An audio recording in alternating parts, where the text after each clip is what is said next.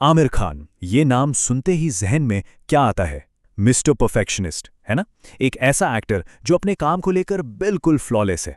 पर जरा सोचिए, क्या हो अगर यही परफेक्शन, यही उनकी सबसे बड़ी कमजोरी निकल आए?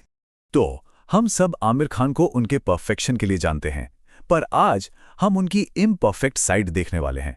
सवाल ये है कि ये जो एकदम परफेक्ट इमेज है, क्या ये पूरी सच्चाई है? आज ना हम इसी परफेक्शन के मुखौटे के पीछे झांकने की कोशिश करेंगे, देखेंगे कि असल में कौन सा चेहरा छिपा है। तो आखिर इस परफेक्शन के पीछे की हकीकत है क्या? चलिए इस सवाल का जवाब ना कहीं और नहीं, सीधे उन्हीं की जुबानी सुनते हैं। देखते हैं कि खुद आमिर खान ने अपने बारे में ऐसे क्या खुलासे किए हैं जो शायद हमें चौंका दें। सबसे पहली बात करते हैं असफलता से सीखने की। देखिए, परफेक्शन की राह पर ना सबसे पहला और सबसे कड़वा सच होता है फेलियर। और जब कोई परफेक्शनिस्ट हो तो उसके लिए यह नाकामी किसी भी आम इंसान से कहीं ज्यादा चुभती है। अब जैसे उनकी हाल की 2 बड़ी फ्लॉप फिल्मों को ही देख लेते हैं। एक तरफ थी ठग्स ऑफ हिंदुस्तान, जिसके बारे में उन्हें पता था कि ये फेल होगी। वो इसके लिए कह सकते हैं मेंटली प्रिपेयर्ड थे। लेकिन दूसरी तरफ लाल सिंह चड्ढा, वो फिल्म जिसमें उन्होंने अपनी जान लगा दी थी, उसका फ्लॉप होना सिर्फ एक नाकामी नहीं थी, बल्कि एक बहुत बहुत बड़ा इमोशनल झटका था, एक गहरा जख्म। पता है, ठग्स ऑफ हिंदुस्तान को लेकर वो इतने क्लियर थे कि उन्होंने रिलीज से पहले ही अपने दोस्तों को बोल दिया था कि भाई वो फिल्म पानी भी नहीं मांगेगी। मतलब सोचिए, ये दिखाता है कि वो कितने ब्रूटली ऑनेस्ट हैं, खासकर जब बात उनके खुद के काम की हो। तो सवाल ये है कि भाई वो इतने बड़े झटके से उभरते कैसे हैं? उन्होंने ना इसके लिए अपना खुद का एक 3 स्टेप फॉर्मूला बनाया है। स्टेप 1, जो भी दर्द है, जो भी शोक है, उसे पूरी तरह से महसूस करो, उसे दबाओ मत।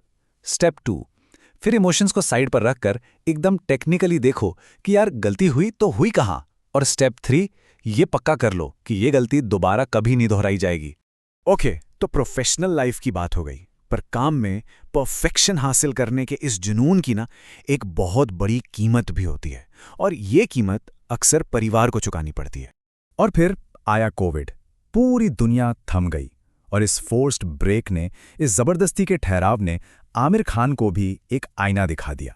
जब भागने के लिए फिल्में नहीं थीं, काम नहीं था, तो उन्हें खुद का सामना करना पड़ा, और वो सामना उन्हें तोड़ गया। एक बड़ा पर्सनल ब्रेकडाउन हुआ। उस अकेलेपन में, उस ठहराव में उन्हें वो सब कुछ दिखा जो वो सालों से नज़रअंदाज कर रहे थे।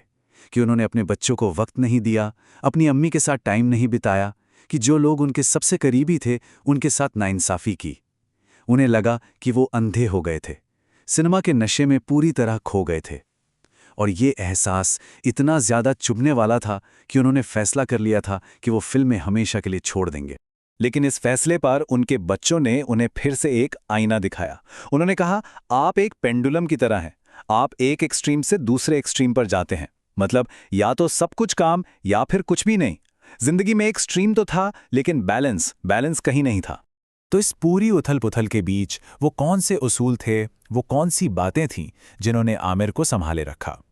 इसका जवाब ना उनकी फिल्मों में नहीं, उनके बचपन में छिपा है। हाँ, उनकी जिंदगी का सबसे बड़ा और सबसे जरूरी सबक उन्हें किसी फिल्म सेट पर नहीं, बल्कि बचपन में एक टेनिस मैच के दौरान मिला।